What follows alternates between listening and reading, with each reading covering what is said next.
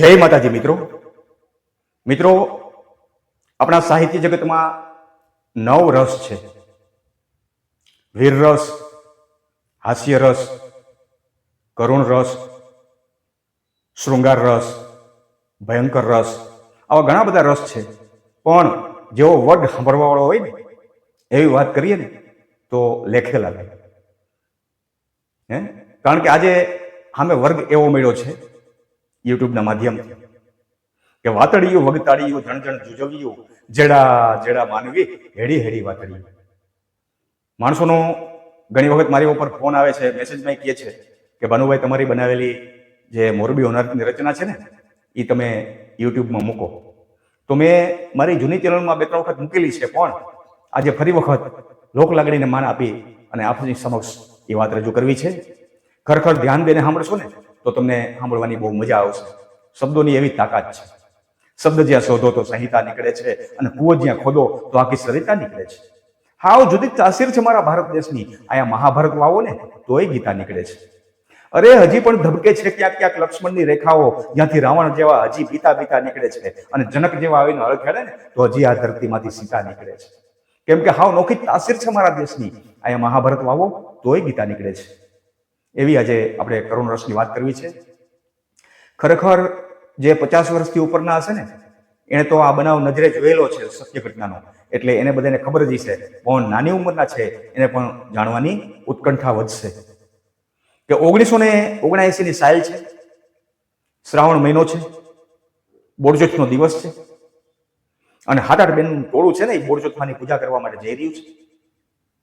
હાથમાં થાળી, કંકાવટી, નાગલા, ચુંદડી, અબીલ, ગુલાલ, એ 7-8 બેનું છે એ હોંશે બોડચોથમાની પૂજા કરવા માટે જઈ રહી છે. અને ત્યારે સામેની શેરીમાંથી એક કાળી ને કદરૂપી બાઈ, એને હાથમાં થાળી છે, કંકાવટી છે, નાગલા, ચુંદડી, એ પણ બોડચોથમાની પૂજા કરવા માટે જઈ રહી છે. હવે આ કાળી ને કદરૂપી બાઈને જોઈ અને ઓલી 7-8 બેનું હતી ને એ બધી દાંત કાઢવા માંડી. એ કે બેન જોતો ખરી આ બાઈ કેવી કાળી છે. હવે આ જો આટલી કાળી હોય તો એનો પતિ કેટલો કાળો હોય છે, તોય શું એને એટલો બધો વાલો હોય છે કે એના લાંબા આયુષ્ય માટે એ બોડચોથમાની પૂજા કરવા માટે જાય છે. હવે આ વાત છે ને ઓલી બાઈ સાંભળી ગઈ. એને કીધું કે બોલો ને બેનું શું છે? તો કે ના બેન તું તારું કામ કર ને, અમે તો અમારું કામ કરી છે ને અમારી વાતો કરી છે. તો કે ના જેવું હોય એવું કહી દીધું. ત્યારે એક બેને કીધું કે બેન જો સાંભળી ખોટું લગાડતી નહીં, અમે એમ કહી છીએ કે તું જો આટલી કાળી હોય તો તારો પતિ કેટલો કાળો હોય છે, તોય તને એટલો બધો વાલો લાગે છે કે તું એના લાંબા આયુષ્ય માટે, એને લાંબુ જીવાડવા માટે તું બોડચોથમાની પૂજા કરવા માટે જાસ? ત્યારે એ કાળીની કદરૂપીબાઈ એટલું બોલી કે બેનું તમને કદાચ જો વેમ હોય ને કે અમે બોડચોથમાની પૂજા કરશું તો અમારા પતિનું આયુષ્ય વધી જાય, તો એ વેમ તમે કાઢી નાખજો. જો હું ધારું ને તો તમારા બધાયના ચૂડલા નંદી નાખું. ત્યારે 7-8 બેનમાંથી એક બેન આગળ આવી અને લાંબા હાથ કરીને કીધું કે જો તારામાં તાકાત હોય ને તો મારો ચૂડલો નંદવી નાખ લે. અને કહેવાય છે કે કાળી ને કદરૂપી બાઈ બીજું કોઈ નહીં, એ મચ્છુ પોતે હતી. એને માથાનો અમરો છૂટો મૂકી વિકરાળ સ્વરૂપ ધારણ કરી અને આકાશમાં ઉડી ગઈ છે. અને આકાશની માલિકો તે દિવસે એક ગાયની ખરી જેવી વાદળી ચડી અને જોતામાં એને વિકરાળ સ્વરૂપ ધારણ કર્યું.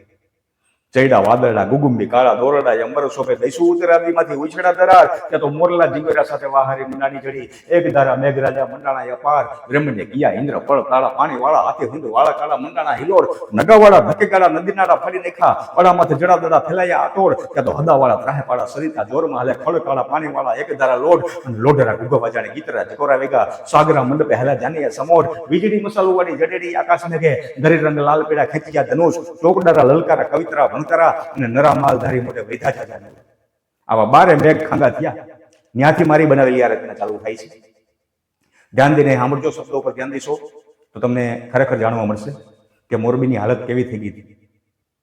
કે આભા મંડળને આંગણે જેથી અવળો થઈ ગયો આકાર, તેથી ગગન મંડી ગયો ગાજવા, ઉતરો અનરા ધાર, તેથી વિકરાળ બની ગયા વાદળા, વેરે થયો વરસાદ, વેરણ બની ગઈ વીજળી, મચ્છુ બની મહાકાળ, પછી ખાંગો થઈને ખાબકો, ઓલા મજોગથામાં મેહ, ગોજારો થઈને ગડગડે, એને વહરો કાઢ્યો વેહ, તેથી ડેમ મંડી ગયો ડોલવા, પાણી વટી ગયા પાડ, વાયુ ફૂકે વીંજણો, જબરા પડી ગયા ઝાડ, તેથી ઈસવીસન 79 ની સાલ, શ્રાવણ મહિનો શિવનો, ચોથ ને શનિવાર, તેથી બોડચોથનું બેનુને વહમું લાગ્યું વરત, એ ગાયું પૂજીને ગોંદરેથી પાછી વળી ગયું તરત. ત્યાં તો કાટ કરતું તોડી નાખ્યું તળાવ, ધોધ મંડી ગયા છૂટવા, ઘણના પડ્યા ઘાવ, પાણી પૂગી ગયા પોળમાં, શેરીઓ થઈ ગઈ સુનકાર, મેળીએ ચડી ગયા માનવી, બચવા બીજે માળ, ભૂલકા ગયા હતા ભણવા, બાલ મંદિરમાં બાળ, તેની નફટ થઈને નિશાળમાં, કૂદવા મંડી ગયો કાળ, ફફડવા મંડી ગઈ માવડીઓ, ગુડતા જોઈને પાળ, એને કાળજા મંડી ગયા કંપવા, પૈણમાં પડી ગઈ ફાળ.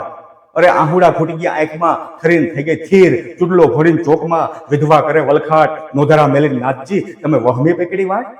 તેથી ભાઈ ભત્રીજાને ભાંડરો, બાંધવ બહેનો મા બાપ, કુટુંબ કબીલા કોઈ નહીં, શરમ નો રાખી સાપ, ગાયો રહી ગઈ ગમેડમાં, ભાંભરતી રહી ગઈ ભેંસ, મૂંગા પશુને મારતા એને લજા નો આવી લેસ. તેથી ઝાડે ડાળે થાંભલે બધે લટકવા મંડી ગઈ લાસુ, ઢોર ઢાખરના ઢગલા, જમનું આવી ગયું જાસુ. અરે હટાણા કર્યા હતા હેતથી કે હરખી કરશું હાઈકમ, પણ મનની રહી ગઈ મનમાં ઓલા મોતે ફેલાયું માઈકમ.